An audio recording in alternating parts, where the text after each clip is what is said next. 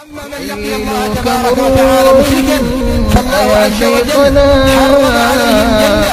إنه من يشرك بالله فقد حرم الله عليه الجنة ومأواه النار وما للظالمين من أنصار. ليس له شفيع وليس له حميم وليس له صديق وليس له نافع من عذاب الله تبارك وتعالى. ذلك عباد الله لأن الشرك بالله سبحانه وتعالى يأتي على الأعمال فيجعلها هباء منثورا.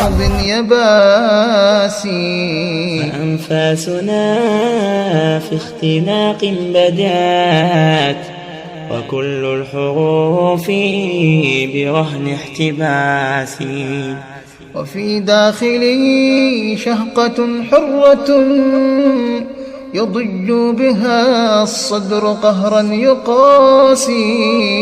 ففقدك يا شيخ يدمي القلوب وفيها من الحزن ضخم المقاسي. وداعا